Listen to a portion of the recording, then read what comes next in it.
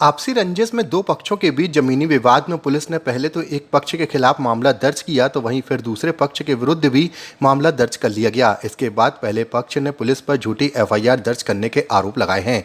पनागर थाने से आए पटेल परिवार ने पुलिस अधीक्षक कार्यालय में आकर एसपी महोदय से न्याय की मांग की है। मीडिया से बात करते हुए एडवोकेट ज्ञानचंद पटेल ने बताया कि पुलिस ने इस मामले में उनके और उनके परिजनों के खिलाफ झूठे आरोप लगाकर आरोपी बनाया गया है ताकि विपक्षी लोगों के विरुद्ध उनके खिलाफ पहले से दर्ज मामले में समझौता कराया जा सके। दरअसल पीड़ित सुषमा पटेल और उसके पति और दोनों बेटों के खिलाफ पहले विरोधियों के द्वारा घर में घुसकर गाली गलौज और मारपीट कर धमकी दी गई, लेकिन अब इसकी शिकायत पुलिस से की गई तो इन लोगों पर समझौते का दबाव बनाया गया। समझौता न करने पर झूठा मामला दर्ज कराया गया।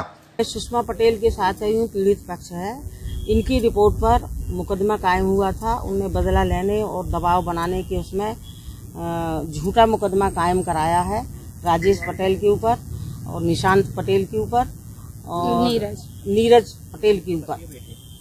और उनके सुषमा पटेल के पति और दो बेटे हैं, वो दोनों दबाव बना रहे हैं कि राजीनामा करो, उसमें भ्रष्टाचार हुआ है, राजनीतिक दबाव हुआ है और नियम विरुद्ध कार्रवाई हुई है जो हमने देखी है अभी ऑनलाइन निकलवा करके। उसमें किसी का नाम नहीं दर्शा रहा है एफआईआर में कि किसने इसकी एफआईआर की है। क्या लगता है जल्दबाजी जो कालम रहते हैं जल्दबाजी में क्या बदला लेने के हिसाब से क्या एफआईआर बिल्कुल बदला लेने के लिए, दबाव बनाने के लिए कि पीड़ित पक्ष दबाव में हमसे राजीनामा कर ले, फिर हम इनको देखेंगे। क्या लगता है उम्मीद है न्याय मिलेगा आप लोग? नहीं, एसपी साहब से तो उम्मीद है कि न्याय मिलेगा। और जिन लोगों ने इस तरह से एफआईआर की, खासकर पुलिस अधिकारी पर कार्रवाई की भी आप मांग करेंगे? बिल्कुल कार्रवाई होना चाहिए ताकि आगे कोई जुल्म ना हो सके। कहाँ का मामला है? पनागर थाने का मामला है, ग्राम बमनोधा का।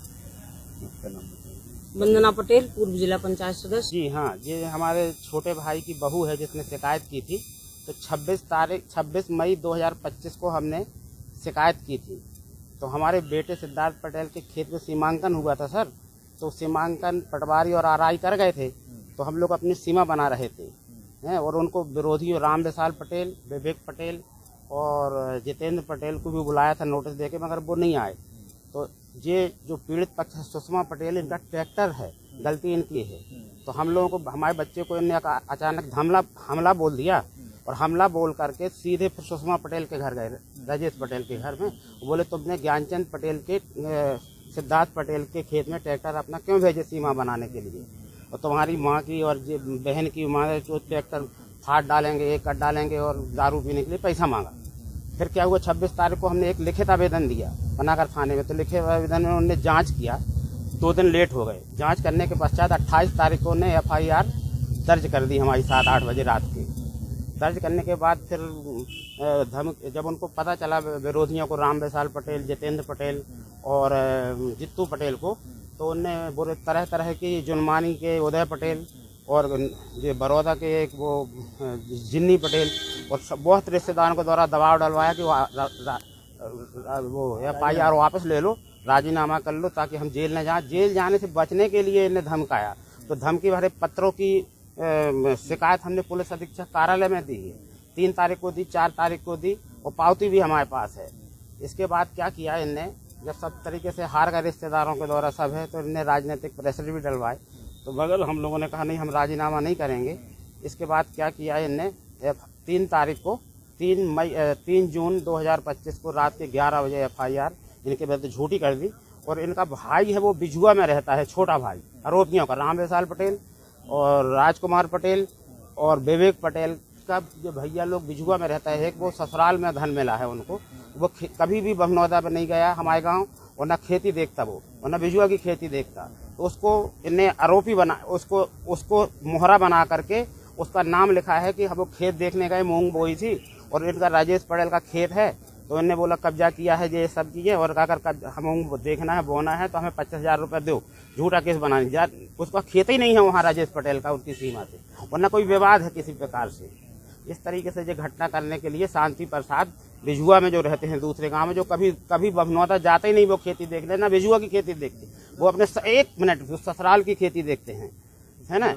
तो वो एफआईआर में भी सुनने में आ रहा है कुछ गड़बड़ी है। एफआईआर भी में गड़बड़ी है। एफआईआर में वो शांति प्रसाद का नाम नहीं है, केवल ये लिखा है कि बिजुआ का रहते हैं, सिमरिया के रहने वाले हैं, और ना उनका खेत है, ना वहाँ पर कोई सीमा विवाद है। केवल हम लोगों को बदला लेने की नीयत से बहुत अच्छा तरीके से परेशान हो गए साम दाम दंड भेद, तो उन्हें झूठी तो यहाँ पर FIR क्यों आई हैं?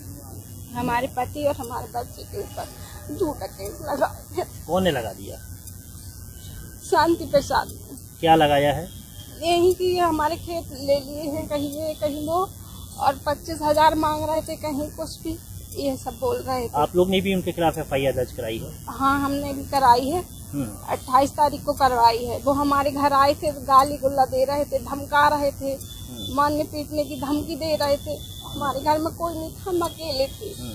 तो आपको क्या लगता है वो FIR हुई तो इसका बदला लेने के लिए आपके ऊपर FIR कराई? वो हमारे राजीनामा करने के लिए हमें धमकाते हैं, डरवाते हैं यहाँ वहाँ से, और इसीलिए वो दबाव बना रहे हैं। अच्छा, दबाव बना। तो क्या पुलिस ने गलत FIR की है? हाँ, गलत FIR है। किसके किसके ऊपर FIR हुई है? मेरे 2 बेटे हैं और पति हैं। क्या नाम है आपका? सुषमा पटेल। ठीक है।